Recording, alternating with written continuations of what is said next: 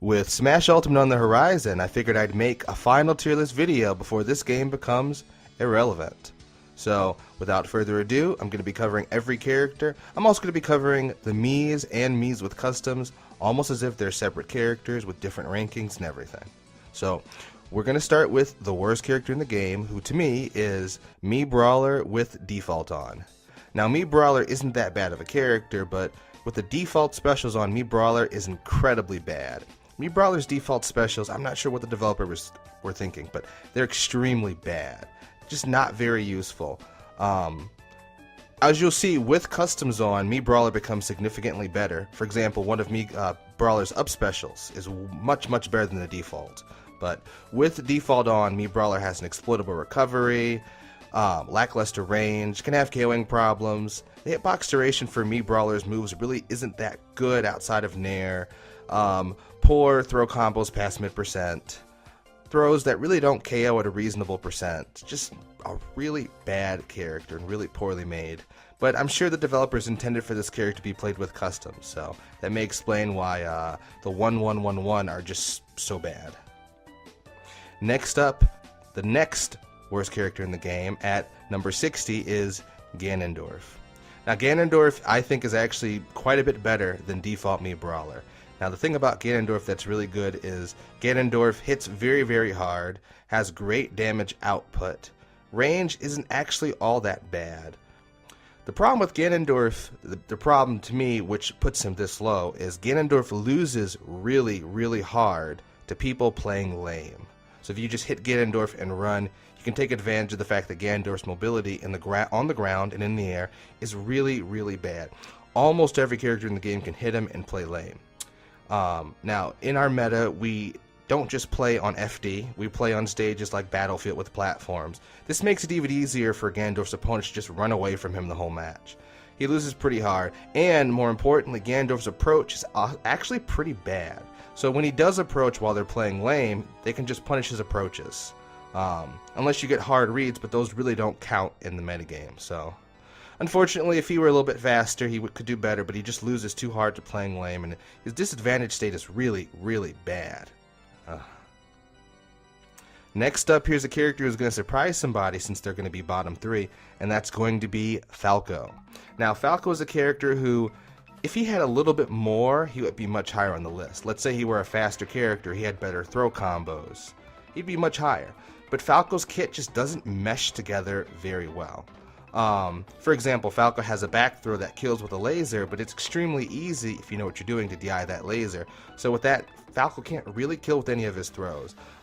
He can down throw you, but if you tech, depending on the character, he really can't get much off of the down throw.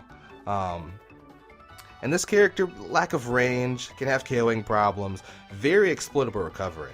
If you think Fox's recovery is exploitable, Falco's is much more so. Poor mobility on the ground and in the air. Falco his kit just doesn't work. He just either needs more speed or better combos or more kill power. He needs something more. He's a very lacking character. Now the next character at number 58 is going to be Bowser Jr. Now Bowser Jr. is another character, it's weird. So Falco needs more and Bowser Jr. could use, how do I put it? If they got rid of the gimmicks that held Bowser Jr. back, Bowser Jr. would be a much better character. So there are two gimmicks that really hold the character back, because otherwise the character's actually not all that bad. Bowser Jr. does have a little robotic Koopa they can use in neutral, that's very useful. But what holds the character back, let me just get right to it, is two mechanics, one of which is, if Bowser Jr. is hit while using up B, unfortunately, like with a weak attack, then they just die. They straight up die. I don't know what the developers were thinking. And also, there's a mechanic where Bowser Jr.'s in a Mecha Koopa or whatnot, and if hit on the top hitbox, Bowser Jr. takes more damage. So, what that means is Bowser Jr. might find himself dying even earlier than a character like maybe even Jigglypuff. It's insane. So, those really hold the character back. Without those two gimmicks, the character I think would be significantly better, because they do have benefits such as forward air and back air are disjointed moves, and they actually have landing hitboxes. The character has a lot going for them, but those gimmicks really hold them back.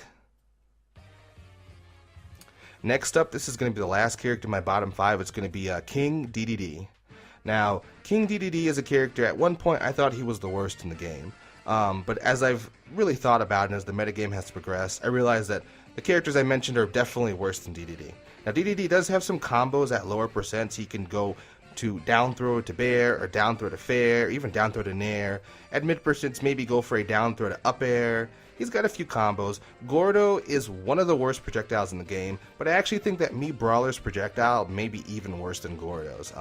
Gordo's can be really useful, especially if you can get the 50% chance of them sticking to the ledge. They can be very useful for edge guarding, but Dedede's disadvantage state just isn't very good. He's one of the few heavies in the game. He doesn't have a kill throw. I think it's very unusual. If he had a kill throw, he'd be much, much better. His combos do stop working past mid-percent his throw combos. So, just a really bad disadvantage state. Doesn't really KO as early as the other heavyweights normally do without rage. So, these things hold the character back. Unfortunate. Now we're out of bottom 5, and we're going to be moving on to the 56th spot, and that's going to be Zelda. Zelda is a character who some people would put even lower than this, but I think Zelda has a few things going for her. She does have her down throw combos, down throw to nair, down throw to up air. There are some mix-ups with down throw. She does have her neutral B, which can be used to reflect projectiles and whatnot. She also has her side B, which isn't a very good projectile, but I would say is probably better than Gordo's. But what holds her back is her mobility is really, really poor. Doesn't really have a very good disadvantage state. She doesn't really have any landing options. She could, like, I don't know, War's Wind back to the stage or something, but that's also kind of predictable. And she could even SD. And so that really holds the character back, just a really bad disadvantage state and just poor mobility. But otherwise, she does have a few things going for her. And next up at 55, we have a character who most people think is the worst character in the game. And if you know me personally, you know I can be really obnoxious about insisting this character is not the worst in the game, even though they're actually really bad, and I'll just say it right now. So that character is going to be Jigglypuff. Now, Jigglypuff is a character who it can be very polarizing to play, but Jigglypuff's strengths, in my opinion, are enough to make it not the worst, but still definitely bad. So, for example, Jigglypuff's strengths. Edge guarding is kind of hard in Smash 4. You've got magnet hands, you've got air dodging, it's very safe to get back on stage. Even still, Jigglypuff does have the tools to gimp a lot of characters. So, for example, a lot of Jigglypuff's moves, especially in the air, have lingering hitboxes or great hitbox duration, which means that, for example, Jigglypuff's nair or down air, the hitbox is out for a very long time, and you can use this to catch people's air dodges both on stage and especially off stage. So for characters who don't have the best recoveries, this can be really useful. Jigglypuff has rest, which is a very useful tool, especially in a 2-stock meta, which means if you take your opponent's first stock, you don't even have to worry about resting them and them coming back their second stock, because that's it, and they're dead. If this were a 3 or 4 stock meta, that I might put Jigglypuff lower than this, but that really helps. Jigglypuff's range isn't really all that bad. Jigglypuff's ground game is said to be one of the worst in the game, and it is one of the worst. But I actually think that other characters have even worse ground games than Jigglypuff. Jigglypuff's down smash, for example, has intangibility on the feet, which can be really useful. More importantly, Jigglypuff also has some really unusual combos like jab to dash attack, and if the present's right and it's near the ledge, jab to dash attack can actually kill. So this character has a lot of neat little tricks. Sing near the ledge. Captain L has kind of shown off what the character can do, and I think the character could have been pushed even more than it already has. Pound has like a disjoint hitbox, great for pressuring shields, a few things going for it, but what holds the character back, and this is why many people think it's the worst character in the game, is Jigglypuff is just so light and dies so easy, and this is a game with rage, and you're going to be dying really, really early, especially to heavyweights. So it's just really unfortunate. If the character had a little bit more endurance, I think that they would do much better. But at the same time, I do think the character's underrated, and I think that their metagame, if Smash 4 would have gone on, could have maybe gone even further than it already did. Next up, we have at number 54, Pacman, another character who at one point I thought was the worst character in the game. What I didn't realize is there are quite a few characters, like for example Little Mac, they just can't deal with how obnoxious Pacman can be. Running away, using the hydrant, using his neutral B to get the fruit. Apparently when he uses neutral B, from what I understand, his gravity changes so he can like stall in the air longer to get the projectiles. his up B, the trampoline, comes out almost instantly. It can be very annoying for certain characters to deal with. So Pacman can be very annoying. He can, and this is where the character's strengths really lie. Unfortunately, at the same, also his frame data really isn't that bad. His frame data, like his Nair, for example, a lot of his moves are pretty quick. Fair is pretty quick. Really quick moves to jab at the opponent and slowly rack up damage and use his projectiles. But unfortunately, Pacman's grab is definitely the worst grab in the game. I can't think of anyone else's who's quite as bad. And more importantly, he doesn't really get anything off of his grab. Maybe if you get a grab at very high percents and get a back throw, that might kill or get you stage control. But grab's not very good, and even his throws also aren't really very good. He doesn't get much off of them. Also, his disadvantage state isn't really that good. He could pop out a Hydrant, but I mean, that's also very predictable, and you can react to Hydrant. I think a lot of people don't really challenge Hydrant. A lot of characters, their up smashes and even their up tilts can challenge and nullify the hitbox for the Hydrant, and a lot of people just don't challenge it. If you have a reflector like Fox, you could even actually just reflect the Hydrant right back up at Pacman. It's unfortunate, so those things hold him back. If he had a better grab and a better disadvantage state, I think he'd be a lot better. Or even better mobility to be more of a defensive, annoying character like Wario, who's higher on this list. I think he does a very good job of being defensive. So, this is where he is. Next up at 53, we have Kirby. Now, Kirby is a character who a lot of players actually think that Kirby would be a lot lower than this. They think Kirby may be the worst or second worst character in the game. I can understand that, but personally, I think that Kirby is an underrated character. I think that a lot of people sleep on how Kirby's neutral B, which is Inhale, changes the matchup. So, when Kirby inhales, let's say he's fighting Samus, and he inhales Charge Shot. Well, that very much changes the dynamic of the matchup. Or Shulk, for example, if he inhales and gets the Monado Arts. All of a sudden, thanks to neutral B, the dynamic of the matchup is drastically changed. And I think a lot of people underestimate how useful Inhale can be. Kirby does also have a good amount of throw combos. And while this isn't enough to make him a good character, it's enough for me to put him a little bit higher than the other characters. He's got some throw combos. Up throw will kill. Back throw will actually also kill near the ledge, if the percent is right. He can bend down to avoid certain projectiles, let's say Fox's laser, for example, so he can kind of deal with camping somewhat. Decent recovery, multiple jumps, but what holds the character back is Kirby's approach is absolute garbage. Kirby may have the very worst approach in the game, because a character like Jigglypuff has moves like back air, which have good range, or moves like pound, which are disjointed. And these moves can be used to poke at the opponent. Kirby doesn't really have anything quite like that. His disjoints, I think, are even non-existent. His range just isn't really all that good. And now Kirby, when he's in the lead, can be very obnoxious, but if he's not in the lead, he just isn't really all that good. It's unfortunate for the character. So, I can't put him any higher than this, even though I would love to. Next at 52 is a character who's going to surprise a lot of people. But it's actually going to be Lucas. Also, I should mention something. I forgot to mention this. So, my tier list is kind of weird. So, for King DDD all the way to Mii Brawler, that's my bottom or low tier. From Zelda up, we're actually in the mid-tier.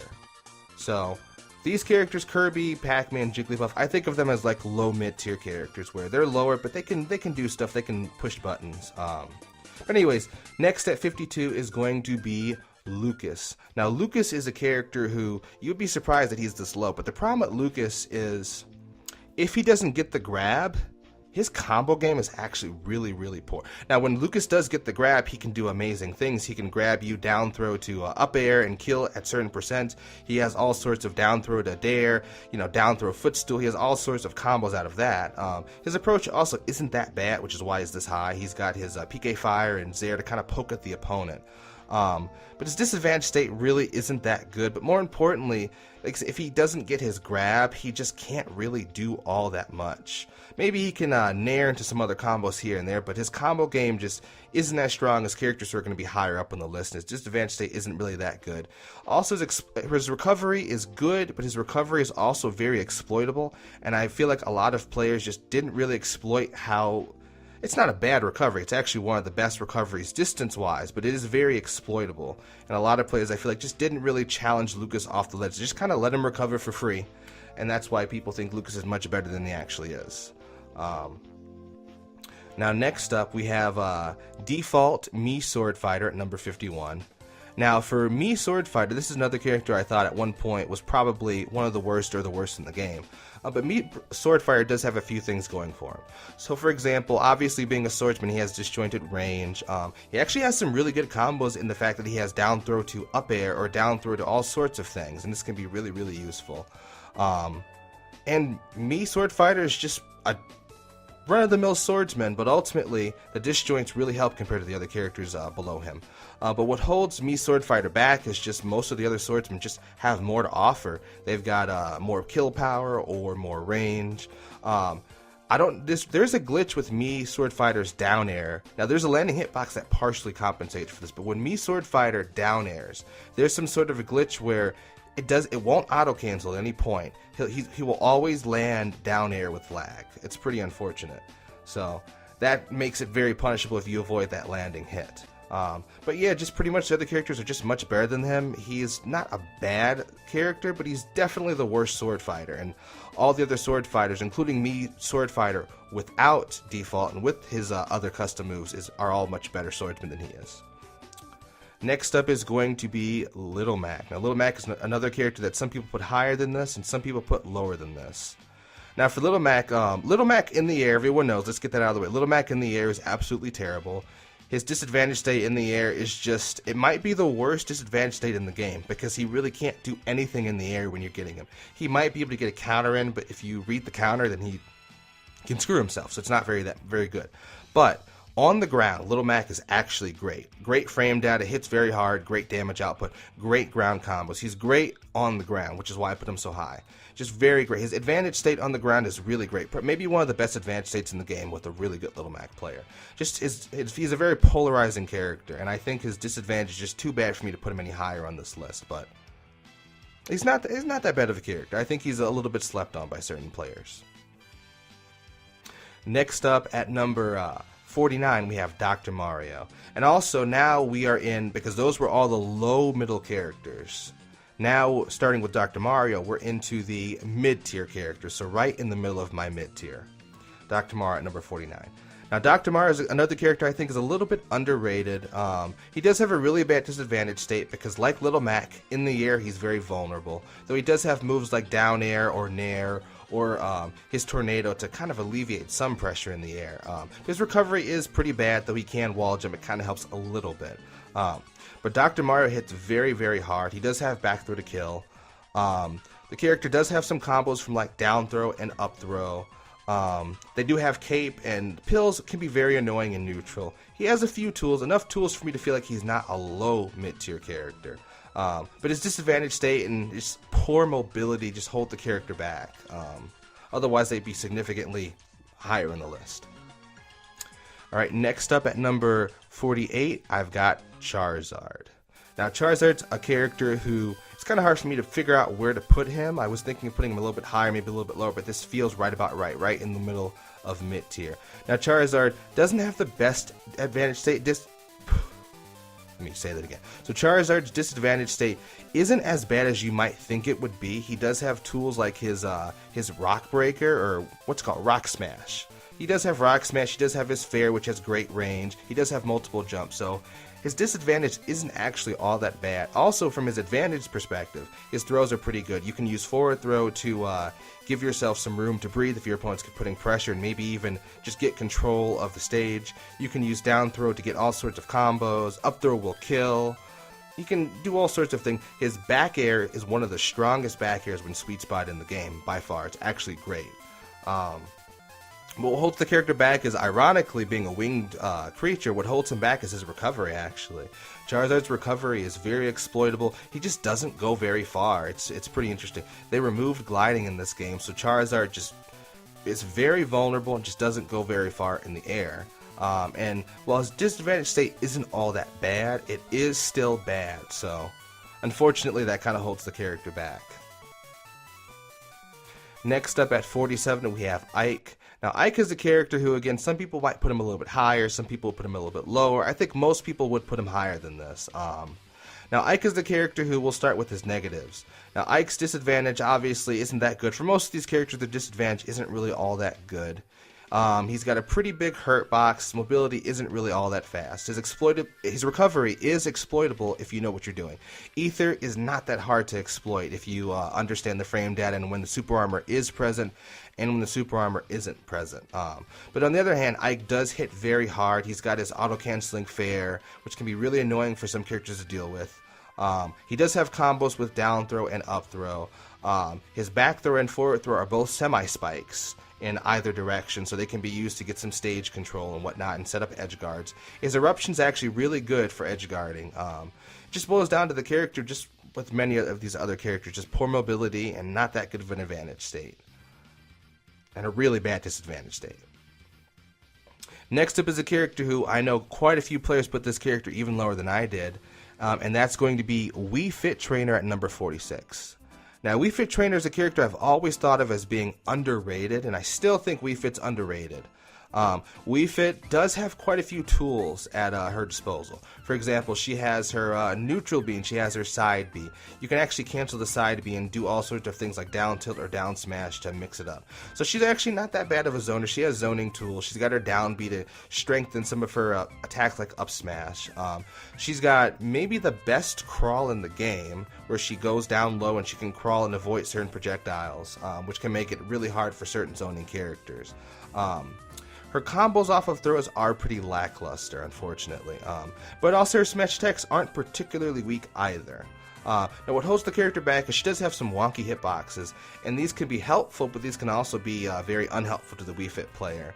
Wii Fit can struggle to deal with pressure because Wii Fit's nair is very strange. It's not a traditional nair, so Wii Fit doesn't really have too many get-off-me moves. So when getting juggled, Wii Fit just kind of has to take it and really can't do all that much, unfortunately. But I do think Wii Fit's strengths overall slightly outweigh Wii Fit's faults. So this is where I put Wii Fit, like I said, right in the middle of mid-tier. Couldn't really justify putting Wii Fit any higher. Next up is a character I had lower on this list initially, but as I thought about it and I checked out their tools and I looked at professional players for this character, I said, you know what, I'm going to put this character higher. I didn't want to discredit them. And that's going to be Wario at number 45. Now, Wario, as a character, I think, is one of the more polarizing characters because people really don't know where to put him on a tier list. Now, Wario, I think, is definitely underrated in my opinion. Wario's got tools like his neutral B, his chomp, which is a command grab. It's a very, very useful tool, very useful for punishing sloppy moves from your opponent. He also has his down B, his Wario Waft, which could be very, very useful, very scary, especially when your opponent's off stage. He's got a great air speed. He can be very annoying to deal with in neutral just because of his erratic movements thanks to his air speed. He's got some pretty decent sized hitboxes. He's got forward throw that will kill. Back throw will kind of kill, but much, much later. But what holds the character back, ultimately, to me, it's a few things. For one thing, the character relies very much on his Wario Waft, his down B. For some reason, like I compared that to Cloud's down B, his limit. So Cloud can charge his limit up, but for some reason Wario can't charge his Waft. He has to allow it to passively charge as the match goes on, or while he's taking damage. I wish that he would be able to charge his Waft. I think he'd be a much better character. It would also increase his defensive potential if he was able to charge it, because Wario, I think, works best as a defensive character who kind of pokes and prods at his opponent, you know, waits for them to make mistakes while he charges the Waft. If he misses the Waft, he is going to do much worse in his matchups. So if he's setting up and for some reason his opponent air dodges, or maybe he, you know, misses or gets a bad read or something, it's unfortunate, but the character depends quite a bit on Waft, and without Waft, Wario just isn't really all that good. Along with, like I said, not that good of a disadvantage state, much like the other characters on this list. His recovery, again, is kind of exploitable, but it is a very good recovery. Surprisingly good with the bike. Surprisingly good. But this is where I feel Wario fits best. Next up is going to be Duck Hunt Dog at number 44. Now, Duck Hunt Dog is a character who does have an exploitable recovery, does have Nair as a get-off-me move, and also can use the can, so it does have a few get-off-me options, but is very vulnerable, especially in the air and off-stage. But Duck Hunt, to me, is a fairly decent zoner. Duck Hunt has the can, Duck Hunt has side B and down B, the gunman, and these can, depending on the matchup, can be very obnoxious for the opponent to deal with. Duck Hunt also has decent range on a lot of the moves, especially the aerial moves. Unfortunately, no really good throw combos, especially towards like mid-percents, unfortunately, but thanks to how strong Duck Hunt zoning is and also the range of, say, forward smash, up smash, and down smash, I think that these strengths are enough to put Duck Hunt in this spot. Next up are two characters who many people may say should be even higher on this tier list, but I was debating putting them lower. These are two characters who, in my opinion, they have the reputation as the fairest characters in the game, the most honest characters.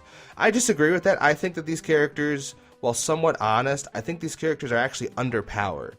I think that they're actually below average, which is why they're simply in the middle of mid-tier as opposed to being in higher mid-tier, for example. They're strictly average, maybe even a little bit worse than average. And these characters are Dark Pit, or Pit at 43 and Dark Pit at 42. These characters are almost identical. Both characters have down throw combos that work up until mid-percent. Both characters have a kill throw and forward throw that should kill around 115% near the ledge. They both have neutral B, but Pit's neutral B is significantly better than Dark Pit's neutral B, just because you can maneuver it, and depending on the matchup, that can be very useful. Now, I do think that Dark Pit is a slightly better character. Emphasis on slightly better character. The reason why is because of his side B, Electroshock. Electroshock arm is very, very useful. Because unlike Upper Dash Arm, which without rage won't KO until, I want to say, around 150% without rage, Electroshock will kill as early as, let's say, 80 or 90, maybe even earlier near the ledge without rage. And even if it doesn't kill the opponent, it sets up for an edge guard, and Dark Pit and Pit aren't the worst edge guards in the world. They can edge guard. Now, when it comes to the character's weaknesses, for example, their disadvantage state really isn't all that good. They don't really have too many landing options. They have multiple jumps that kind of help, but they're also kind of floaty. They have a very exploitable recovery, both of them. Their recoveries have no hitboxes. There is some intangibility, but not nearly enough to compensate. So it's not hard to challenge Pit and Dark Pit on the ledge. They're very exploitable recoveries. And for some reason, when you use their up Bs, during the first few frames, it won't sweet spot the ledge, so it's not uncommon to see a Pit or Dark Pit player, if they're near the ledge, up B past it, which can be used to punish them very easily. So the character, also both Pit and Dark Pit outside of Electroshock have some KOing problems, so this really holds the characters back. If they had a better recovery, or if they had better KOing abilities, they'd be much higher on the list, but unfortunately, they have quite a few cons. They have some pros, but also some cons, and I think people really sleep on how bad their cons are. But nonetheless, this is where they are. They're at the top of my middle of mid-tier. Now, next is my high middle tier, which is the very top of mid-tier to me. And the first character is going to be Shulk at number 41. Now, Shulk is another character who's very polarizing. Some people think he's high tier. Some people think he's bottom tier. Very polarizing character. I put him at top of mid-tier because Shulk does have some, I'm pretty sure Shulk has the best range in the game. Great range. Frame data isn't really all that good, which is what holds the character back. Monado Arts may be the best neutral special in the game, because you've got access to speed, which can help with combos. You've got jump, which obviously gives Shulk one of the best recoveries in the game. You've got Buster, which can be used to rack up damage. Smash, which can be used to kill incredibly early. And you've got his defense, which in my opinion may be the least useful, only because it makes his disadvantage state so much worse than it already is. But again, what holds him back is frame data is really slow. You know, hitboxes don't come out very good. His hitbox duration also isn't all that good. I wish it were a little bit better. I don't think any of his aerials auto-cancel except for maybe Nair, unless it has low ending lag. He doesn't really have any get-off-me moves either, unfortunately. But at the same time, like I said, the character strengths, having Monado Arts, having great range, I do think these are enough to put this character around the top of mid-tier. Next up at number 40, I've got Olimar. Now, Olimar is a character, he is, to me, one of the better zoners in the game. His zoning's actually pretty good. He can just throw Pikmin at you and run. He's got moves like forward tilt and down tilt, just kind of get you to get off of him and jab. He's got up tilt into Nair. What holds the character back is an exploitable recovery. There's a mechanic where if Olimar keeps his Pikmin, his recovery gets significantly worse. But if you throw your Pikmin and you get back on stage, unfortunately, you might find yourself getting punished immediately because you have no Pikmin to defend yourself with. He's also very, he's very light. He dies pretty early. His mobility is below average, so his runaway game isn't as good as I would kind of wish it was, unfortunately.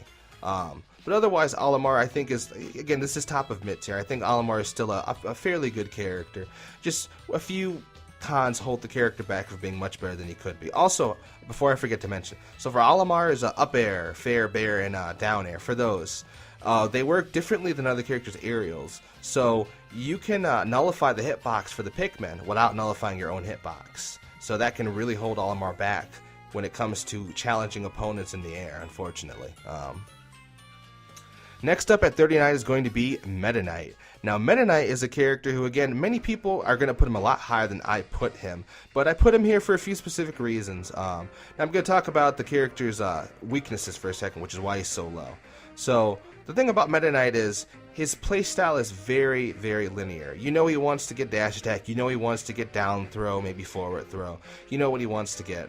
And it's very linear, unfortunately, so that means a lot of characters can kind of play around it because they know exactly what Metaknight wants to do. His range isn't all that good for a swordsman.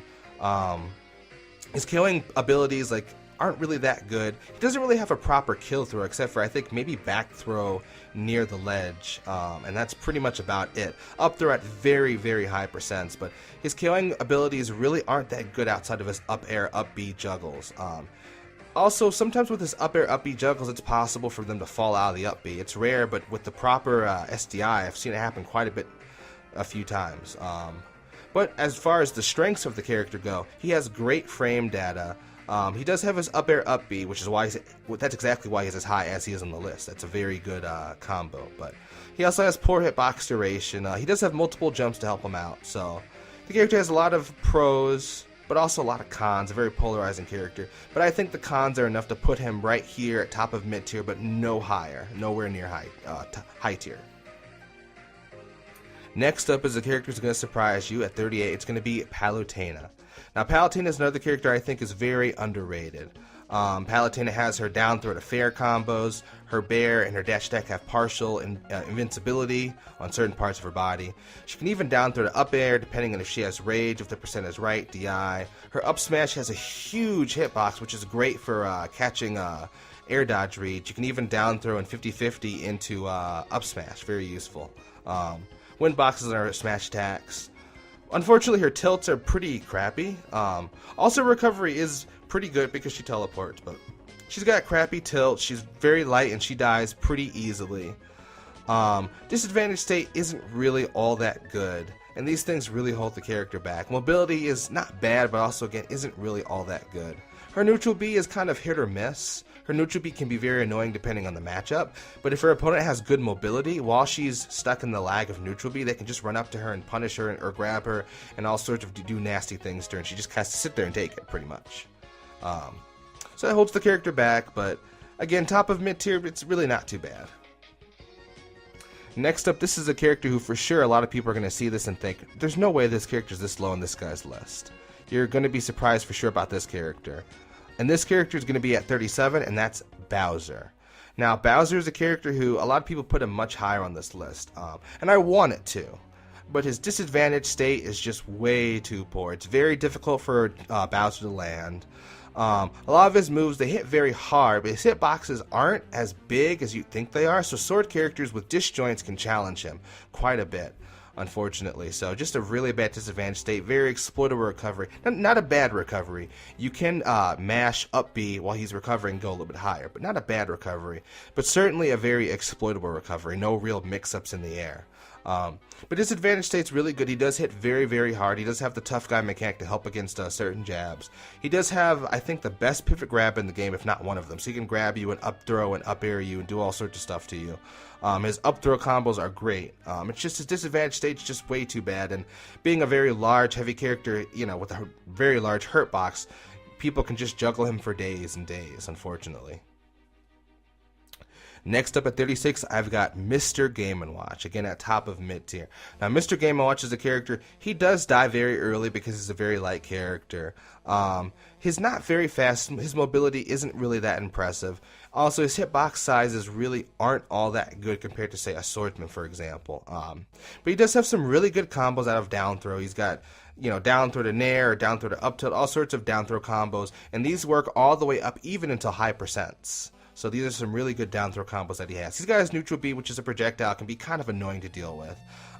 He has his bucket, which to me is one of the best moves in the game, in my opinion, bucket, because if you manage to get 3 really powerful projectiles with his bucket, and you can't reflect his bucket while he's unleashing it, bucket can be almost very, I would say better. Bucket will be better, though not as consistent as, say, Samus's charge shot. So your opponent's afraid and your opponent's thinking, okay, when is this guy going to use the bucket on me? I'm like freaking out, you know. And it can make your opponent nervous, and they can make some really stupid mistakes in neutral or during the match. And you're like, oh, well, you know, I got you nervous, now I'm not even going to use the bucket, I can use something else. Or maybe you will use the bucket. I would include 9, but 9 is kind of RNG, so not too reliable.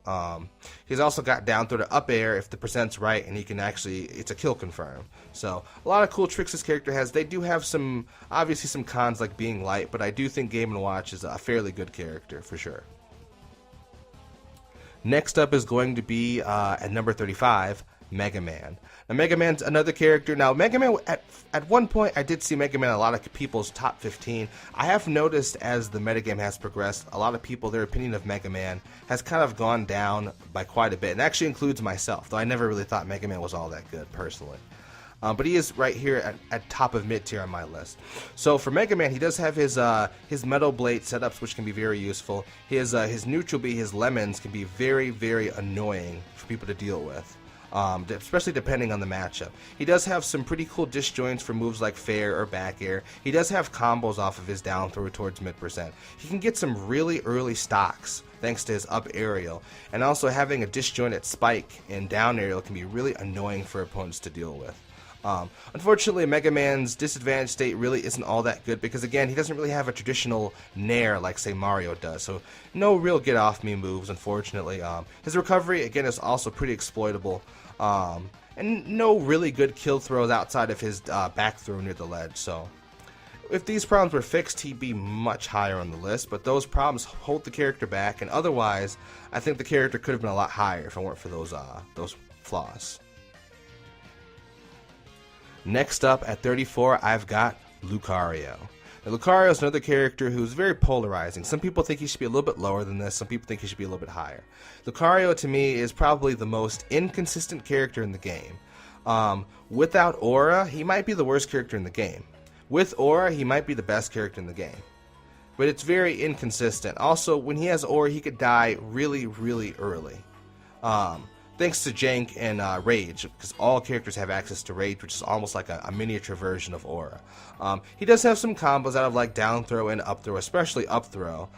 He does have his neutral B Aura Sphere, which can be really annoying. You can B reverse Aura Sphere into things like up smash or grab, or all sorts of nasty things that your opponent really, if they don't know what they're doing, can't really deal with. Even if they do know what they're doing, if the percent's right and you get them at the right angle, they really can't do anything. Reverse Aura Sphere to up smash for all sorts of things. But the character's disadvantage state isn't really that good. Again, lacks a really fast get-off-me move. And is prone to, if Lucario has 180 Aura and dies, he has to just start all over again, and it really holds the character back, unfortunately. So, and also, without Aura, the character just isn't very good. They depend on Aura. So, very polarizing. Certainly not a bad character, just a very, very polarizing character to play. Now, next up, at number 33, I've got Link, another character who, again, some people put him a little bit higher, a little bit lower, but I think most people would agree with me putting him in high or top of middle tier. And I actually think he's the second best mid tier in the game. Now, Link's disadvantage state isn't really that good, but he does have a nair that can help him get out of juggles. I think it's a frame 6 or 7 nair, so that's really not all that bad. He also has bombs among some other things. He is a swordsman, so he does have some disjoints. His recovery is exploitable. It's not bad, but it is exploitable. Up B doesn't really go all that far. His tether, you can interrupt it, but he does have bombs to help him somewhat with his recovery. But Link, again, as a swordsman, has disjoint, and he is one of the hardest hitting swordsmen in the game. If he manages to get the grab with his down throw, he can be really annoying. Down throw to up smash, down throw to up air. Up air has one of the best hitbox durations in the game. So he can put out up air, you can air dodge, and he'll just catch you anyways. It's very, very good. He's got his Zair in neutral. He's got all his projectiles. He's got his arrow. He's got the Gale Boomerang. He's got his bombs. So he can zone you. He can walk up close. He can use his disjointed swords moves to get it be annoying. He can kill you with dash attack. The character has a lot of options, but they're held back by poor mobility and a poor recovery. And not a very good disadvantage state. Otherwise, Link would be a lot higher on this list. Also, I can't forget about his shield, which helps him shield against certain moves. So characters who spam projectiles, if he's walking or standing still, he can use his shield to protect himself against them. So that's pretty useful. Now, the final character in my mid-tier. This character, in my opinion, is the best mid-tier character in the game. They're the best mid-tier, but they're not quite good enough to be high-tier. That's going to be at number 32. That's going to be R.O.B. Now, R.O.B is a character who, again, exploited recovery like a lot of other characters down here. Not a good disadvantage state. Nair is useful as a get-off-me option, but again, it's kind of slow, even though it does auto-cancel. But R.O.B is a great zoner. I think he's a very good zoner. He's got his neutral B for zoning. He's got his gyro, euro, whatever you want to call it, for pressure as well. He's got quick moves in the form of like his fair and his up tilt, which are very disruptive. He's got his down throw combos, down throw to up air. I think they call it the beat boop. That's pretty useful. Especially if he doesn't have rage. Rage can kind of ruin those combos for him. And he does benefit from rage otherwise. He has back throw, which can kill if the percent's right. He does have up throw, which again can kill if the percent's right. So this character has a lot of options for them. Just like I said, a bad disadvantage state. The close-up game's really not that good, so not too many get-off-me moves. But otherwise, R.O.B is a very good character. I think a very well-designed character from the developer's perspective, in my opinion. And the best mid-tier. Almost high-tier. Now, next up is going to be my my high tier. Now, for high tiers, I put quite a few characters in here. You're gonna be surprised at how many characters I think are high tier in this game. It's very, very big. Be that as it may, let me begin. Now, the character who I think is the worst high tier in the game is actually going to be Robin at number 31. Now, the thing about Robin, which is the reason why it's the worst high tier in the game, in my opinion, also not quite top 30, is Robin's recovery element is just way too exploitable. And now Robin does have a get-off-me move in Nair, which is pretty useful, as well as a few projectiles. But just advanced state isn't really that good. Again, recovery is too exploitable. The mechanic where Robin runs out of certain tomes can be really, really, really bad for the character if their opponent puts them in a corner, so they can't use their fire move or their electric move, and it can really backfire. In fact, it could even get to the point where Robin can't recover because of not being able to use Elwyn because of running out of the wind from jabbing or whatnot. So that holds the character back, even though it's faithful to the character series. Be that as it may, the character's zoning is really good. Robin's projectile game is, to me, one of the best projectile games by far. Robin also has disjoints thanks to the two swords. Robin can use the checkmate, which is going to be down throw to up air, and that's very deadly. It works in about every character if the percent's right as a KOing thing. And Robin has a lot of like nasty tricks up its sleeves. Just if it had a better recovery and a little bit better disadvantage state, and maybe the tomes mechanic was changed up a little bit to have a little bit more, I think that Robin would be a lot higher. But being in high tier isn't really bad, just the bottom of high tier. Next up is going to be at number 30. We're now in the top 30 of the characters. Next up is going to be Mii SwordFighter with Customs on. Now, I think that Mii SwordFighter is a significantly better character with Customs on. So, for example, one of the new moves that Mii SwordFighter gets access to, I forget what the move is called, but the move, it's a down B move. It's basically Mario's cape. Now, as far as I'm aware, I don't think there are any other swordsmen other than Mii SwordFighter with Customs who have a reflector as a swordsman. I don't think there are any other characters who have that. So that's pretty useful. Mii SwordFighter's recovery gets much better. There's a move that functions very much like Wolf's up special in Brawl. We can go in any direction. That's pretty useful. And with customs, Mii SwordFighter's options just drastically increase, and Mii SwordFighter wasn't even that bad of a character, so with customs, Mii SwordFighter gets much, much better. Next up at number 29, I've got Toon Link. Now, Toon Link as a character, some people put him a little bit higher, but I think this is about right, you know, at lower end of high tier. Toon Link is a character who, you know, as a swordsman, his range isn't really all that good. Same thing for his frame data as a swordsman. It's not really all that good. His best get off me move is maybe his Nair, and that's pretty much it. He does have Zair to use. Again, an explodable recovery just like Link. On the bright side, he has a smaller hurt box than Link. He's got better mobility. His zoning, in my opinion, is much better than Link's, which is why he's higher. He can use his zoning and mix that with his swordsmanship to get some really good combos, so bomb to fair or all sorts of nasty things. Now, just like Link, Toon Link has his up air, which has great hitbox duration. It's good for catching air dodges. But unlike Link, Toon Link has a kill throw in the form of back air, or back throw. I believe that Toon Link's back throw is the third strongest back throw in the game, I think. So he can actually kill opponents at a decent percent using his back throws, which is something that Link just can't do, along with Toon Link's better mobility. Also, Toon Link's forward smash kills incredibly early. Like, his forward smash is very, very potent in this game. The developers want to make sure this character definitely had a finisher, for sure. Next up is a character who I'm sure a lot of people are going to be really, really upset that this character is so high on the list. And at first I put the character lower, and I thought about it, and I looked into the professionals for this character, and I realized this character really does belong around this area. And this character at number 28 is going to be Roy. Now, Roy is a character, again, a very polarizing character. Many people, they think he's really good or really bad. I think Mr. R at one point said he thought that, maybe he even thinks that now, that Roy has the potential to be a top 25, top 20 character. But I put him right now at number 28 at the bottom of high tier. Now, Roy is a character, his disadvantage state is very bad. Again, not too many get off me moves. He is a fast faller that kind of helps. His recovery is exploitable. It's not a bad recovery, but it's very exploitable. Unfortunately, and being a fast faller, he can get comboed very much in his disadvantaged state. Now, all of that being said, in my opinion, Roy has one of the best advantage states in the game. So Roy can combo, and also one of the best combo games in the game. So Roy can down throw you and get all sorts of combos. He can forward throw you and get all sorts of combos. He can hit you with fast falling up air or nair or fair, and he can start combos off of so many of his moves, and that's all really good. He can use B reverse neutral B to mix up in neutral, and then it has no lag, so you really can't punish it. He can use neutral B near the ledge, and he can two-frame like Ike. But unlike Ike, he's a lot faster, and he has a lot more of a potent combo game. He can use certain moves and combo them into Blazer at certain percents to get a KO off of that. Blazer has super armor on the ground, which can be very useful for challenging people when they're putting out certain moves on the ground.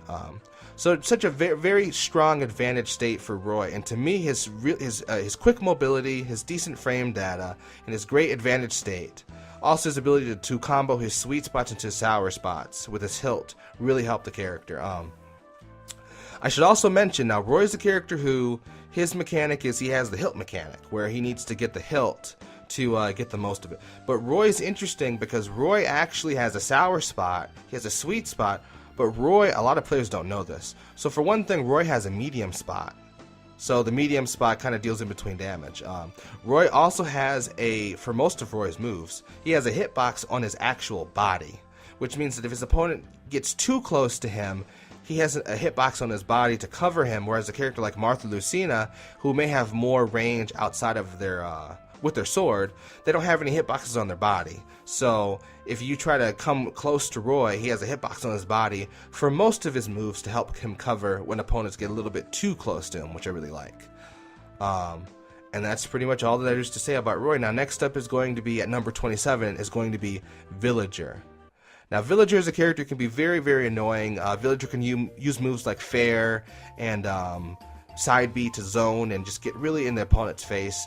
Villager has the ability to pocket opponent's projectiles, which again can be very annoying to deal with.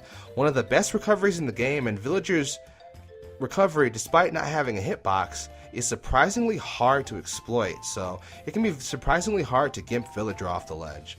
And Villager also has a get off me move in the form of Nair. It's a very, very good get off me move. Very quick, very great hitbox duration. But what holds the character back is, even as good as Nair is, again, not the best disadvantage state in the game, does lose to swordsmen and characters who are really quick and can overwhelm Villager while he's zoning. Villager's mobility is definitely above average. Villager is considered to be a turtle. So while the zoning is good, if you get up close and in Villager's face, it can be really hard for Villager to deal with it. So that holds the character back, but definitely one of the better characters, of course, in high tier. Next up is going to be Mii Gunner Mii Gunner with defaults on. Now, Mii Gunner is another character who people might put Mii Gunner a little bit lower. I think Mii Gunner is very underrated, even like with or without customs. Because just to spoil it, Mii Gunner, I have Mii Gunner with default at 26. But at top 25, I actually have Mii Gunner right after this with customs on. Because I think that even without customs, with default, Mii Gunner is good, but Mii Gunner gets slightly better with customs on. So Mii Gunner has some great zoning. Mii Gunner has fair. Mii Gunner has neutral B, the charge shot. Mii Gunner can do some pretty interesting things. Mii Gunner has the reflector. Not the worst recovery in the world. Mii Gunner has back air, which I believe auto cancels. Nair, which is a good get off me move. Up air, which is super disjointed and very useful. A lot of tools. Mii Gunner just struggles with the standard zoner struggles, or just struggling with characters who have better range or are faster, or maybe have a reflector. But Mii Gunner is very, very good in this game. A lot of strong tools, both without customs and with customs, in my opinion. Next up at 24. Now, this is a character who, again, a lot of people are going to say this character is a lot worse than this, but I stand by this one. At number 24 in high tier, the bottom of high tier, I have Samus. Now, Samus is a character who, a lot of useful tools. Samus can just do so much. Samus has Zair to use in neutral. Samus has the missiles. Samus's charge shot, to me, is one of the best projectiles in the game. It's great for creating pressure because, you know, the developers buffed a charge shot from Brawl to Smash 4, so it'll actually kill it at a pretty decent percent. So if the Samus has a neutral B charge shot fully charged, your opponent's going to get nervous. Maybe they're going to make some sloppy mistakes, which you can punish with missiles or Zair or dash attack. Dash attack is so good in this game. You can dash attack and get all sorts of combos off of it. Dash attack to fair, all sorts of things. You can get some up air strings to up B. They're all really good. Samus is heavy, so Samus isn't going to die easily, but Samus is also floaty. It's a very unique and, in my opinion, a very useful combination. What holds the character back is, again, the best get off me move Samus has is pretty much Nair. That's as good as it gets. Samus's roll is just trash. Samus has a really, really bad roll. Like, geez, it's really bad. Otherwise, Samus is a pretty good character, and like I said, I think this character is underrated. I put this character at the lower end of my high tier. Next up at number 23, at my lower high tier, we've got Peach. So Peach is a character who, again, some people will put Peach a little bit higher, a little bit lower, but this is about where other people would put Peach as well. So Peach as a character has her down B, which are the turnips, which can be very useful for, you know, throwing them and pressuring the opponent. You can actually, what I have done is, you can use Peach's turnips, and you can pull them out of the ground and throw them up, and you can use this near the ledge to kind of aggravate your opponents, or you can just Z-drop the turnips to be very annoying to your opponents and make it hard for them to recover. This is especially annoying when you combine it with a move like a float, which is why Peach is so high on the list. So Peach's down throw combos they're okay, but her float is great. Her float, she can do all sorts of things to her opponents outside of her float. Float can be very annoying depending on the matchup for the opponents to deal with, especially when it comes to Peach edge guarding opponents using float. It can be very annoying for them. It can even ruin some matchups for certain characters. Very useful. What holds the character back is, for some reason, when Peach up Bs, if she up Bs and she's not facing the stage, she cannot grab the ledge. She has to just sit there and die. She didn't up B high enough. Peach is light and floaty, so characters like Metaknight are going to have a field day comboing Peach, unfortunately, and getting some early kills because of how floaty she is, unfortunately. She does have back throw as a useful kill option, but Peach can have killing problems here and there. Not nearly as bad as characters lower than her, but occasionally it might be hard for a Peach player to take the stock off of their opponent. But Peach is still a very good character at number 23, almost top 20. Next up at number 22 is going to be Greninja. Now, Greninja to me is another character who I think is a little bit underrated. This character has some pretty nasty tricks up his sleeve. He does have some like Nair footstool combos. He does have his shurikens, which he can use in neutral, which can be very, very annoying. He does have some great combos from like down throw, for example. Down throw to his tilts, down throw to fair if the percent's right. All sorts of combos off of that. Great mobility. He can wall cling. He can be very annoying to deal with just because of how quick he is. He can use his side B Shadow Sneak to get out of combos and get out of hit stun, which is pretty interesting. I don't know if it's a glitch or if it was put there on purpose. A pretty interesting feature that the character has. But Greninja does have a very exploitable advantage state, unfortunately. It's not bad, just exploitable because Greninja's a fast faller. Greninja's recovery is definitely exploitable because there really are no hitboxes on Greninja's recovery, so Greninja's kind of a sitting duck. Now, it is a quick recovery, so it's not that easy to exploit it, but it is exploitable nonetheless, and that holds the character back. But Greninja has a lot of tricks up its sleeves. Next up, at number 21.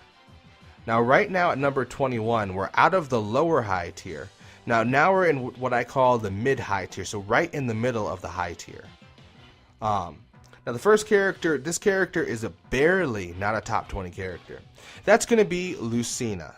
Now Lucina as a character, Lucina is a character a lot of people don't really know what to make of Lucina. Is she as good as Marth? Is she top 10? Is she just top 30? I do think Marth is significantly better than Lucina just because of tippering. He gets more damage, more knockback. He gets so much more off of it. He can use his sour spots and sweet spots. But Lucina is a very good character. Now, in my opinion, Lucina is the fairest character in the game. Actually, not Pit and Dark Pit. I would actually say Lucina is the fairest character. Because Lucina doesn't really have too much jank. She has her neutral B shield breaker, but I wouldn't describe that as jank because it doesn't break shields instantly. You know, it just whittles shields down very, very low. Now Lucina is one of the better swordsmen in the game. She has her down throw to up air combos. Even though she doesn't hit as hard as Marth when he sweet spots, her moves are overall more safe on shield because of the shield change mechanics in patch 1.1.1. Great at spacing, great at keeping her opponents out, great at like slowly coming in and using her fair or nair or forward tilt to kind of poke at her opponent and whittle at their shields and maybe get a shield stab with that and get some momentum off of that. A great edge guarding character. I think very fair character in my opinion. Great recovery, or sorry, good recovery, not necessarily great recovery. Just like I said before, at this point, Lucina really can struggle against characters with projectiles, but at this point, what it really boils down to is the other characters are just better than Lucina. Like, I think she's a fair character, well designed. I think the other characters are just better than Lucina flat out. So, now we're going to finally get into the top 20. This is going to be pretty exciting. So, for my top 20, the first character in my top 20 is actually going to be Mii SwordFighter with Customs. So, I said before that Customs really make a difference with characters, and this is exactly what Mii Brawler with Customs does. So one of his up Bs he can combo out of moves like his up air or his up tilt. If he uses his up B and the percent's right near the left and right of the stage, he can get a very, very early KO, and on top of that survive and grab the sweet spot the ledge and continue. So he can get some really early kills from that. One of Mii Brawler's down Bs, I think it's called Feint Jump. Mii Brawler can use that to recover. It can make Mii Brawler's recovery and mix-up option and so much better. It can also be used to get out of a disadvantaged state for Mii Brawler. Mii Brawler's Customs make this a much, much better character. Mii Brawler becomes much, much better with Customs on, significantly better. Like I said, I think Mii Brawler's top 20 with Customs on. That's how much of a difference Customs make for this particular character. Next up at number 19 is another character who people probably think should be lower. At number 19 is Yoshi. Now Yoshi is a character who, he can struggle against sword characters. They can outrange him. He can struggle against certain zoners like Samus who can use their charge shot among other things to keep him away with projectiles. And Yoshi's combo game out of throws isn't really all that good. But Yoshi has some great frame traps in his up tilts to up air. Like he can really use those to rack up a lot of damage and even an early kill. Yoshi's neutral B, his tongue grab, can be very annoying if used properly. He's got great damage output for moves like his down air, for example. It deals a tremendous amount of damage. He has the best airspeed in the game. He has armor thanks to his double jump. He can use that armor in very jank ways to challenge opponents in the air using the armor and then proceed to attack them. So Yoshi has a lot of interesting tools. He's got his down B, it breaks shields, his Yoshi bomb or whatever it's called. So a lot of interesting tools that Yoshi has. He's got his up B as a projectile. So they're certainly a good character, just not as good as the characters ranked above him.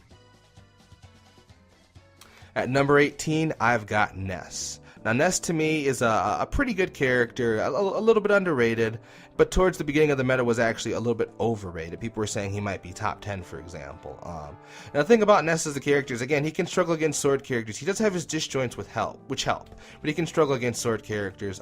His recovery is extremely exploitable. If you know what you're doing, I'm pretty sure every character in the game can exploit his recovery. I've mentioned exploitable recoveries like Greninja before, but Ness is a league of its own in terms of how exploitable his recovery is. It's actually really sad. It holds the character back, that's why the character's so low, as opposed to being a little bit higher than this. On the flip side, Ness has some great hitboxes. His up air, great hitboxes. All of his aerials auto-cancel except for his down air, so that really helps the character. Great disjoints. PK Fire can be useful for trapping opponents and starting some combos. Has a great combo game from down throw. Can use back throw to kill. Can use up throw to kill if the percent's right, depending. Can use forward throw for spacing just to get the opponent off of him and breathe. He has a great get off me move in the form of Nair, which helps him with his disadvantage state. A great frame data, comes out really fast. Great smash attacks. Just, the character has a lot going for him, except for his recovery, which is just, it's doo-doo. Alright, next up at number 17, I've got Donkey Kong. Now, Donkey Kong, I think, at first I thought Bowser was much better than Donkey Kong, but sitting down and looking at the tournament results and how well the Donkey Kong players did, I realized that Donkey Kong was definitely the better pick. Now, Donkey Kong doesn't really have any projectiles, so he can struggle with certain characters who are zoning him. Now, he doesn't struggle with sword characters as much as you might think. A lot of Donkey Kong's moves have intangibility on them. So, up air, for example. So, it's almost as if his arms and feet can almost like turn to swords temporarily because of their intangibility. He does have his ding dong combos where he can cargo throw up throw and jump and then gets an up air. The ding dong, very useful. But also he has his back air or back throw. Back throw will also kill. He has some options. He can also cargo throw you and try to stage spike you if the percent's right. You know, he can do a lot of annoying things. He's got probably the most amount of spikes in the game. He's got his down air, his fair, he's got his hand slap. He's got a lot of options. So, a very good character. Now we're going to go to the top of high tier. These are the best high tier characters in the game. The top of high tier. They're not quite good enough to be in my mid tier. Or sorry, my top tier. They're way better than mid tier. But they are among the best high tiers in my opinion. Starting off at number 16, not quite top 15 character, is going to be Captain Falcon. Now Captain Falcon has a very exploitable disadvantage state. Very exploitable recovery. That being said, everything else about the Captain Falcon's very good. He has his back throw, which can kill. He has some great throw combos out of down throw or even forward throw if the percent's right.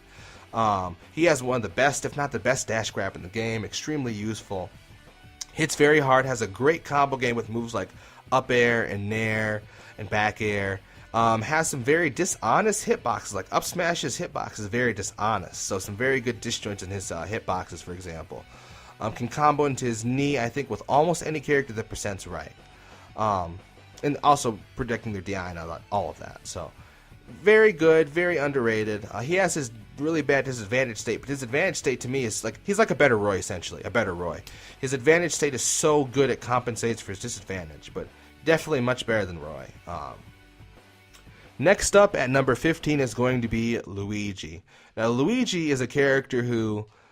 very interesting character. He can just grab you and down throw you at 0%, and then the next thing you know, just a few seconds later, you're at 60-65%, and at that point he could get you with his up B, his super jump punch, and just, and there goes your stock. Luigi has a lot of nasty tricks up his sleeve. He can use his Luigi Tornado off the stage and gimp you at an early percent. He has his back throw, which can kill. Like I said, his down throw combos are great. He's got really good frame data. A lot of his moves come out very quickly. But the problem with Luigi really just boils down to, and also I should mention this, I have to mention this. So Luigi has one of the best disadvantage states in the game on stage because of his frame 3 nair. He can combo you off of your own combo. It's sick. So one of the best disadvantage states in the game on stage. Off stage, however, his recovery, while it's very good, is also very exploitable. And this holds the character back. Also, his down throw combos were nerfed in patches because he got too much damage off of down throw. It was pretty cancer. So that has been toned down significantly thanks to patches, and thank goodness. Otherwise, he'd probably be in top 3 right now. So, but he's still a very good character, just an exploitable recovery, and that's what holds the character back. Next off at number 14, we've got Sonic. Now, a lot of people are going to see Sonic as not in top 10 and freak out. The world's going to end. You know, America's ruined. Sonic's not top 10. What's going on? Reality's been warped. Now, Sonic's a character who I actually was tempted to put a little bit lower than this. Now, Sonic does have his Spin Dash. Spin Dash is very useful. Definitely one of the best, if not the best, side Bs in the game. He gets invincibility at the beginning of his side B. Very good.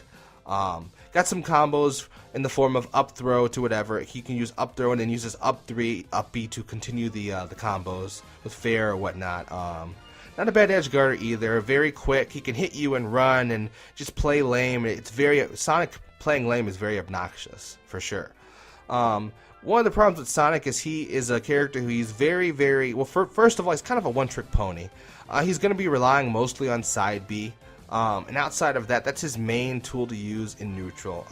And that can be very predictable, and you can react to it. And if you know what you're doing, you can actually challenge his side B. It's not easy, and depending on some characters, can't challenge his side B at all. But if you know what you're doing, you can challenge side B. You can give him a hard time. He has ways around that, unfortunately, which is why he's so high.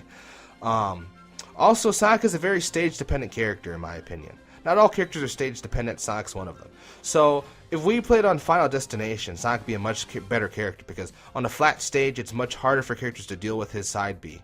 Now, if we're on a stage like Battlefield or Town and City, it gets a lot harder for Sonic to just spam side B over and over again. All of a sudden, when he spams side B, you know, the opponent can just jump on the platform and say, yeah, you're going to have to come up here. And he can jump out of side B, he can do all this other stuff, but then all of a sudden, he's not in as much of an advantage as he was before on a flat stage like FD where he can just, you know, run past you and then, you know, cancel into Nair or whatnot. So platforms can make him not quite as good. And I think that most of his opponents benefit from platforms more than he benefits. He does benefit from platforms, but I think his opponents benefit more. It helps them deal with him being obnoxious when he's side B'ing.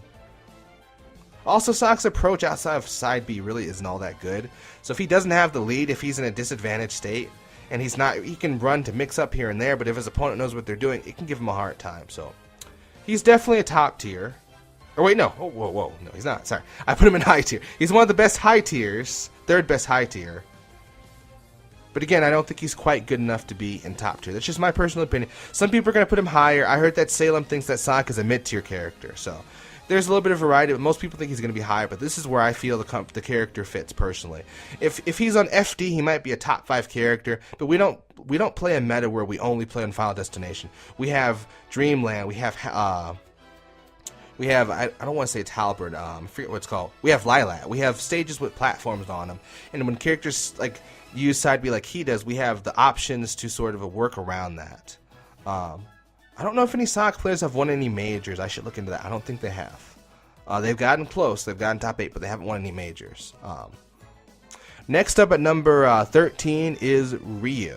Now, Ryu is a character who does have a somewhat explodable recovery, but this character is very good, hits very hard, has great combos, probably has the most moves in the game because a lot of his moves have double techniques. So if you jab, he'll do one thing. If you hold jab versus tapping jab, he has 2 different moves, for example. So very deep, very technical character. Has his neutral B, has his down B, which he can cancel, has Shoryuken, which hits really hard. He just hits very hard, great damage output. Unfortunately, he does kind of lose to people playing lame to some degree. You can hit him in camp and run away from him. He doesn't also really have any kill throws that kill at a reliable percent, which is unusual for a heavy character like he is. Otherwise, Ryu is a great character, scary, and hits really, really hard. Alright, next up, this is going to be the best high tier character in the game, but not quite top tier. And that's going to be at number 12, Marth. Now, Marth is a character who, when you sweet spot, he can be incredibly deadly. He can just box you out with his sweet spot moves. If he gets you with the sour spot move, he can combo his sour spots into his sweet spots. He's got his down throw combos. He has great mobility, especially on the ground. Very, very quick character on the ground. Can be very obnoxious to deal with. He has his up throw, which the other characters have. You know, Roy and Lucina have this as well. His up throw will kill if the percent is right. He's one of the best edge guards in the game, and he gets so much off of his tipper. Tipper will kill so early, especially with any sort of rage past 35%. The only problem is he can struggle dealing with zoners, which is why he's not quite in top tier. He can struggle to deal with zoners. If he misses his sweet spots, he can have KOing problems, which can be really unfortunate for the character. But otherwise, Marth is just very, very good in Smash 4. He was better in Brawl, and I think he was also better in Melee. But he's still a very, very good character. Now we're finally at the top tiers. Finally. We're at my top 11. And this is for sure going to be controversial. Though I've covered so many characters, you probably know who's left. But there's one character in particular you're going to disagree with. Anyway, without further ado, let's go. So at number 11, I have Corrin. So Corrin is a character. Corrin has so many tools at its disposal. Nair is a great get-off-me tool. Side B is so good. That the Dragon Pin is so, Dragon Lunge, whatever it's called, it's so good. Such a good move. You can do so many things out of the Dragon Pin. You know, Corrin Side B. You can go forward, you can go back, you can jump and get some invincibility frames just for jumping. You can let it go. You can do so many things. If you happen to catch your opponent, you get a lot of damage off of it and some combos and stage control. Corrin has Dragon Shot, whatever, which is the neutral B that is 2 moves in one, where you shoot out a paralyzing shot, which is a huge hitbox, and you also have a biting hitbox, which does a lot of damage, a lot of shield damage. Corrin has intangibility on up B. It goes pretty high. You can use the side B to recover. This character is top tier, even though I consider them the worst top tier. This character can do so many things. Up throw and down throw kill. Forward smash has this disgusting range, even if it's not sweet spotted. The character can do so many things. Like you can aim forward smash 2 up or down. But the characters above Corrin are just better than Corrin is, and that's just what it boils down to. Corrin's disadvantage state isn't even bad. Theirs is just better than Corrin's is, or they have better advantage states. So this character is just, Corrin's a monster. Corrin can do so much. So next up at number 10, I've got Mewtwo. At top 10, at number 10. So Mewtwo is a character who, the reason why Mewtwo isn't higher is Mewtwo is very light, is very floaty. Mewtwo will die incredibly early. Mewtwo is a glass cannon. On the other hand, Mewtwo does hit very hard, does have quick moves like Fair, annoying moves like Shadow Ball and Neutral, Teleport, which gives Mewtwo a very good recovery, which helps with Mewtwo's disadvantage state. Mewtwo has a great Nair, which also helps with its disadvantage state. It's a good get-off-me move. You can Nair to all sorts of combos. You have back throw, which will kill. You've got up throw, which will kill. You've got forward throw, which is good for racking up damage. You've got disjoints and good range from moves like back air and up air. So this character can do a lot of things. Just very, very light and can die. A glass cannon can die really, really easily. But often Mewtwo will get more and will do more damage than it's given. Next up at number 9, I've got Pikachu, a character who, when the game first came out, I thought Pikachu was underrated. But seeing players, not just like Esam, but also Captain L, among other Pikachu players, see them do well in tournament, really convinced me that this character really is a top 10 character at number 9. So, Pikachu is going to die early. Pikachu is a light character, unfortunately. Pikachu's range is good. Pikachu does have disjoint, it's not bad.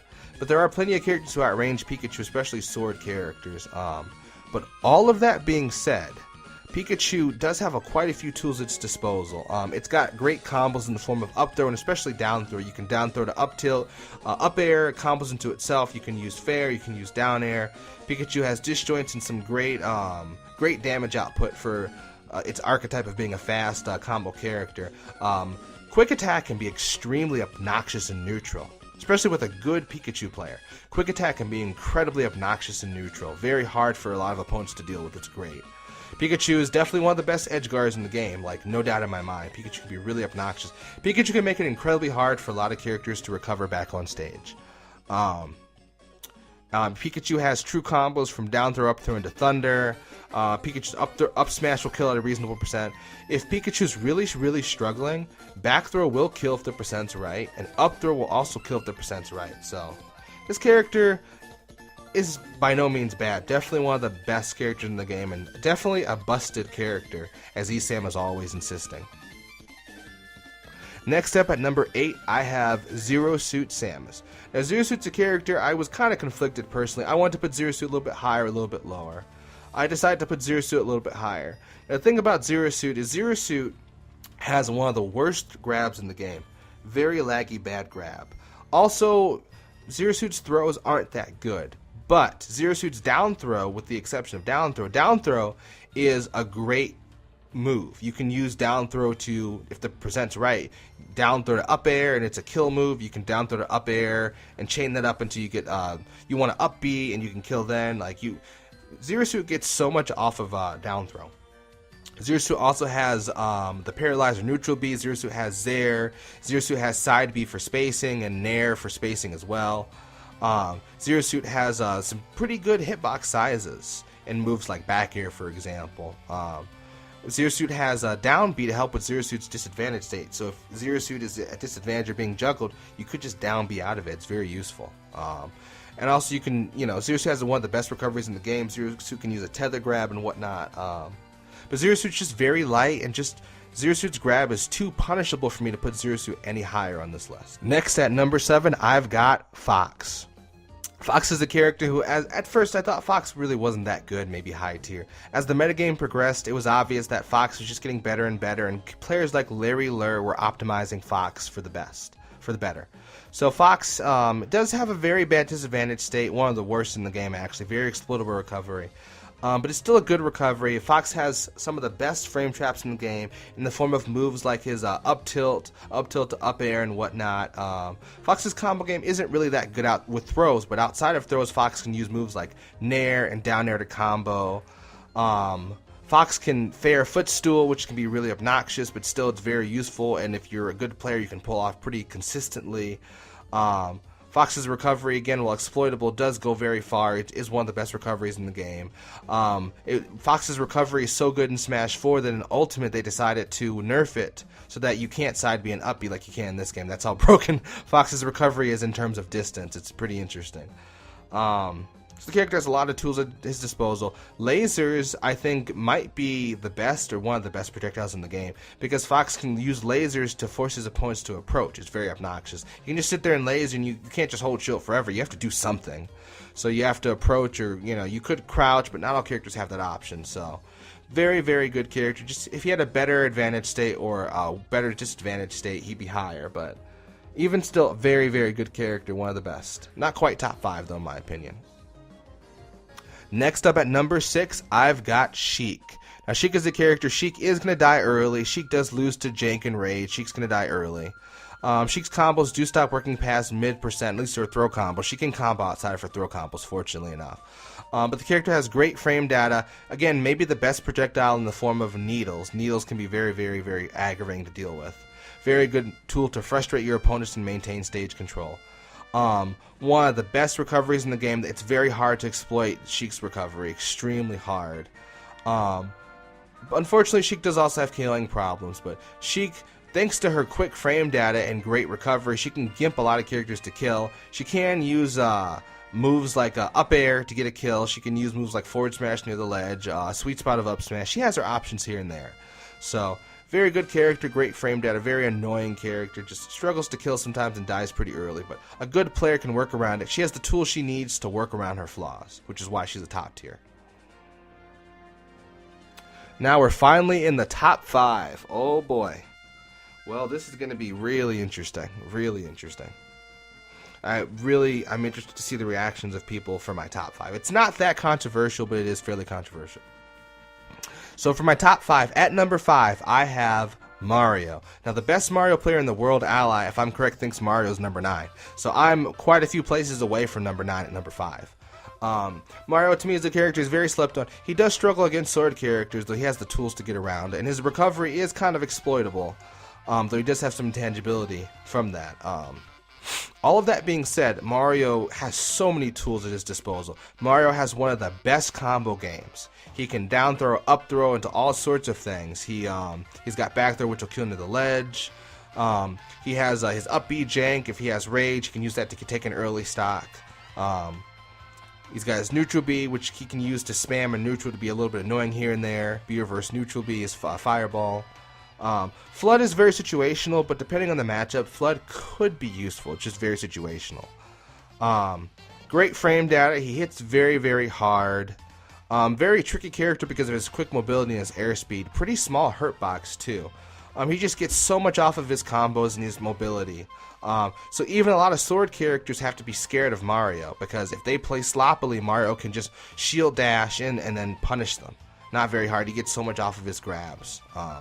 So can wall jump. Just in my opinion, this character is underrated. Mario is super busted. Such a good character in this game. So good. Definitely top 5 at number 5 in my opinion. I've actually had this opinion for a long time too. I've had this opinion for I think at least 2 years. So one of my few consistent opinions. Next up at number 4, we've got Cloud. Now Cloud is a very good character. He does have an explodable recovery, everyone knows of that. Other than that, Cloud's just a really good character. Heavy, great mobility, not too many combos off of throws, but combos just off of stray hits. He's got his up tilt, strings to up air, he's got nair into all sorts of things, he's got a side B which does damage, he has his neutral B which is a great projectile with a very big hitbox. He has down B, which is a very good tool at getting opponents to approach him, because it's like, oh, he's charging his limit and I have to do something. I can't just sit there and let him charge his limit, you know. So it incentivizes people to approach, and that really helps Cloud improve his own approach. So, you know, some of the best disjoints in the game, Cloud hits like a truck, man, especially his forward smash. He hits so hard. Moves like down air and up air have great hitbox duration, not unlike Link and Toon Link's up air. They're very similar. They have great hitbox duration. It's so good. Great hitbox size. Cloud is just very, very good in this game. Very good and very obnoxious. If he had a better recovery, which he does with Limit, he might be the best character, second best character in the game. Next up at number 3, I have Rosalina and Luma. Now, Rosalina and Luma, when they're together, third best character in the game. Now, if Luma is not present, Rosalina might be the worst character in the game. Rosalina is much worse without Luma on deck. With Luma on deck, Rosalina is definitely top 3.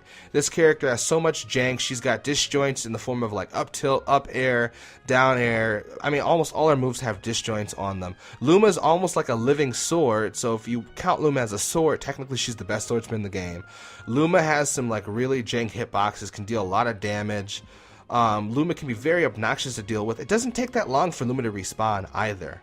Rosalina's recovery is exploitable and she is floaty, and characters like Metaknight can exploit that. But other than that, this character is just so incredibly good. It's just the other two characters are just much better than her, but Rosalina is so good. Alright, now at number 2, I have Diddy Kong. Now, Diddy Kong as a character, I think, is, again, kind of underrated. He can be very annoying when he's using his peanuts, his neutral B, or his down B, the banana peel. These can be very annoying projectiles to deal with. He gets all sorts of combos out of his down B, his banana peel. You can throw the banana peel and get a grab off of it. You can get a smash attack. You can get all sorts of things off of his down B. It's very useful. He has some great disjoints on a lot of his moves. He's got his forward throw and back throw, which both kill. He's got his up throw and down throw, which are both combo moves. He's got decent mobility on the ground. He can wall cling and wall jump to help his recovery. His recovery, his up B is exploitable, but not that exploitable. His side B, he also has mix-ups in the form of being able to use side B as well as up B. So his opponent has to guess which one he's going to use to get back on stage. Though, in some situations, it's going to be obvious which one he's going to use. Great combo game. Like I said, great hitboxes, great spacing. Diddy Kong's just very, very good. And Zero showed what the character could do for 2-3 years straight. And not just Zero, but other players like Zenoto, they did very, very well with the character. So, even outside of Zero, Diddy Kong has some great tournament results. enough, in my opinion, to back this character up as being a top 2 character. Diddy Kong is very, very good, even after the patch nerfs. Alright, so that's the top tiers for you. Now, there is one more character, the number 1 character, but I don't think the number 1 character is a top tier character. I think the number 1 character is so much better than the other characters that I think the number 1 character deserves its own tier. I call this tier the ultimate tier, because this character to me is just so much better than everybody else in the game. Better by a decent margin. The number 1 character, you already knew, was Bayonetta. Bayonetta is just so good in this game. Bayonetta has great hitboxes. Bayonetta may have the best disadvantage state in the game because of Bat Within. You'll be comboing Bayonetta, and Bat Within may activate, and you can just get out of the combo for free. No other character can do that. That's just get out of a combo for free with Bat Within, which time is one of the is probably the most punishing counter in the game. She has one of the best recoveries in the game. Her hitboxes for her up B Witch Twist are very, very generous. She has her death combos where she will just use her up B and her afterburner kicks to just get you up to the blast line, and then you're done. There's your stock. Even if you're at like 0 or 5%. She can give herself lingering hitboxes thanks to bullet arts. Bullet arts are very annoying, and bullet arts can't be reflected, as far as I'm aware. Bullet arts are an extension of Bayonetta's body, so they can't be reflected. So she can just sit there and down tilt and hold down tilt and spam bullet arts, and then kind of force you to approach or use her neutral B. It's very obnoxious to deal with. She has one of the best crouches in the game. She can wall cling. This character is just so good. Like, Bayonetta is so broken. She killed the metagame because this character is just so much, like, she's honestly the Meta Knight of this game because she is so much better than the other characters. I should also mention this really quickly. I do plan on making a video that's going to be titled Meta Knight Wasn't As Broken As People Thought He Was. He was broken, but I have seen a lot of people recently exaggerate how broken he was. But that's all I'm going to say about it. That's a discussion for another day. But Bayonetta is the Meta Knight of this game. Just like Meta Knight wasn't unbeatable in Brawl. You could beat Meta Knight. He actually lost a lot of big tournaments. You could beat Meta Knight. It was just very hard to beat him. Bayonetta's not unbeatable, but she's very hard to beat. A good Bayonetta is very hard to beat, which is why Bayonetta won EVO 2017 and Bayonetta won EVO 2018. There were 2 Bayonettas in Grand Finals. Because when a Bayonetta player is really playing and really knows their stuff and they're doing really well, a really good player, then by far the best character in the game. Not unbeatable, but I think this character deserves to be in their own tier altogether. So that's just my personal take on it. So that is my full tier list for Smash 4. It actually took me a month and a half to make this tier list because I really thought about it. I really thought about the placing. I really thought about the tiering. My high tier ended up being a lot bigger than I thought it was going to be, but I'm very happy with the size of my high tier because that's how I feel. My low and bottom tier were smaller than I thought they were going to be, but it actually makes sense as I think about it. For example, so it took time to make this video, but I'm really happy with the way it turned out. Now, why don't you post your own tier list? I mean, maybe not your full, you can, I don't care. But maybe post your top 10 or your bottom 10. Or post where you agree with me, or post where you disagree with me in the comments. I am all for this discussion. I don't think I enjoy anything more than talking about tier lists. It's a very, very, very fun discussion to have. Because everyone's opinion on tier list is going to be different. That's what makes us individuals and makes us people, you know. I might think Puff isn't the worst character in the game, and you definitely think Puff's the worst character in the game. I mean, it all varies. So it's very interesting. So I'm going to end the video right here. I hope you enjoyed the video. I'm sure this is going to be a long video, especially after whatever editing I decide to do. I hope if you have not seen my How Viable Was I series, I encourage you to watch them, because as I made those episodes, those influenced my opinions of certain characters seeing their tournament results.